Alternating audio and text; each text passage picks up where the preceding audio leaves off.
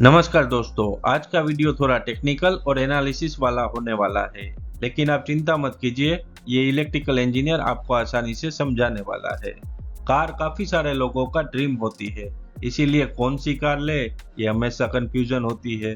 लेकिन मेरा मानना है कि जब भी कोई कार ले तो टेक्नोलॉजी और फ्यूचर देख के ही डिसाइड करना चाहिए।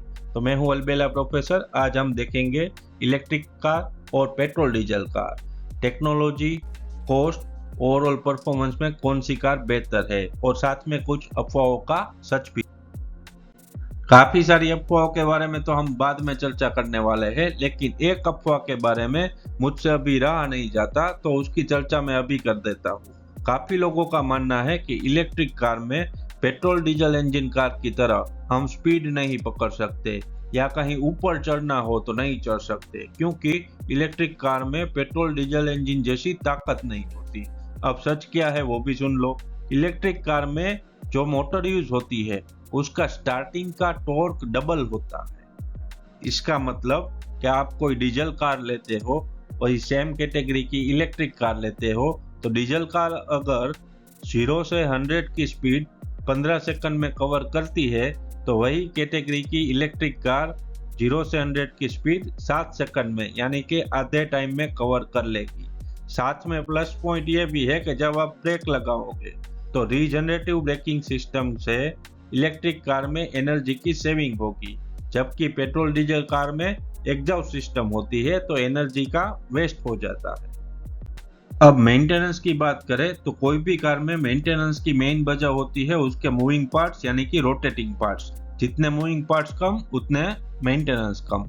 तो इलेक्ट्रिक कार में इंजन का तो मूविंग पार्ट्स होता ही नहीं, जबकि पेट्रोल डीजल कार में 100 प्लस मूविंग पार्ट्स होते हैं।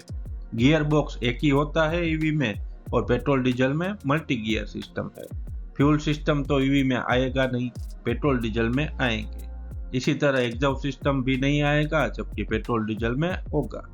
इसी वजह से पेट्रोल डीजल का जो मेंटेनेंस है वो काफी ज्यादा होता है, और ईवी कार का मेंटेनेंस खर्च काफी कम होता है, क्योंकि टोटल मूविंग पार्ट्स अगर हम गिने तो ईवी में 20 से 30 लेके मूविंग पार्ट्स आ सकते हैं, जबकि पेट्रोल डीजल कार में 200 प्लस मूविंग पार्ट्स आएंगे।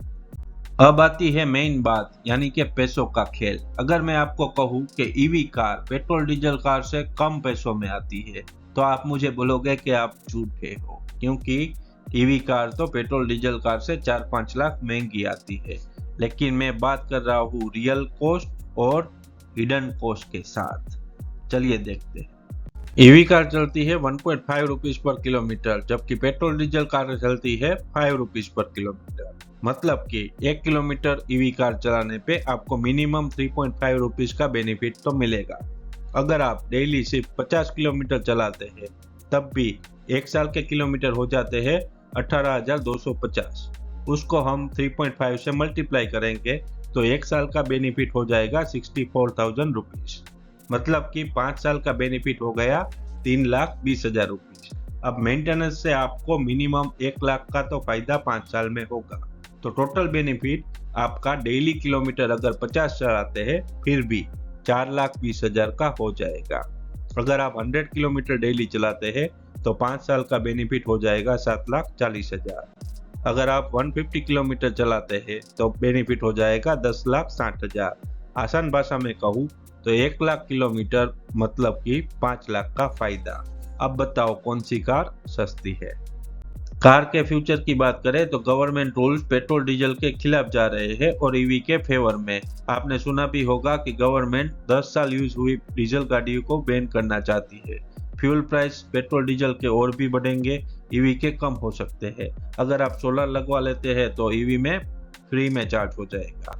मेंटेनेंस की बात करें तो पेट्रोल डीजल में ज्यादा और ईवी में कम। रीसेल वैल्यू की बात करें तो 5 साल बाद पेट्रोल डीजल की रीसेल वैल्यू काफी कम हो जाएगी। उसमें भी वो बैन वाला रूल्स आ गया तो काफी कम हो जाएगी, जबकि ईवी में रीसेल वैल्यू बढ़ेगी। तो अब आप ही डिसाइड कर लिए कि आपका फ्यूचर कौन सी कार में गलत है और कौन सी कार में सही। ईवी कार के बारे में काफी अफवाहें फैलाई गई है, जिनमें से स्पीड वाली तो हमने आगे डिस्कस कर ली, और एक अफवाह है कि ईवी कार ज्यादा रेंज नहीं देती। तो 400 से 500 किलोमीटर की रेंज तो दे रही है, और कितनी रेंज चाहिए, और आगे ये भी बढ़ने वाली है। अगर आप पेट्रोल डीजल की टंकी फुल करवा लोगे तब भी इतनी रेंज नहीं मिलेगी। अब दूसरी अफवाह है कि चार्जिंग टाइम 1 घंटा 2 घंटा ले लेती है। तो चार्जिंग टाइम अभी 20 मिनट से 30 मिनट का है। और आपको कौन कहता है कि आप चार्जिंग करवाओ? आप घर पे या ऑफिस से आराम से चार्ज करवा सकते हैं। हाँ, अगर ट्रैवलिंग करना है तो 20 मिनट का स्टे तो हम वैसे भी लेते हैं 500 किलोमीटर के बाद। तो रियलिटी ये है कि ईवी कार फास्ट चार्जिंग है, वेरी सेफ है, लॉन्ग रेंज है और एफोर्डेबल भी है। आप जानते ही होंगे कि ईवी कार में नॉइज नहीं आती, ना ही पोल्यूशन होता है। साथ में एक एक्सपीरियंस मैं आपको ये भी बता दूं कि आपने अगर ईवी कार नहीं चलाई है तो आप एक आध घंटा ईवी कार चला के देख लीजिए, आप पेट्रोल डीजल कार चलाना पसंद नहीं करेंगे। साथ में बेनिफिट क्या है? अपना तो फायदा है, देश का भी फायदा है। कम पोल्यूशन, ऊर्जा का फायदा, स्वच्छ हवा, स्वदेशी ऊर्जा, मतलब कि स्वच्छ पर्यावरण, तेल आयात में कमी और देश की भी आर्थिक मजबूती, अपनी भी आर्थिक मजबूती। अगर वीडियो अच्छी लगी हो तो हमें भी मोटिवेशन दो। थोड़ा लाइक करो, शेयर करो, सब्सक्राइब करो और कमेंट तो जरूर करो।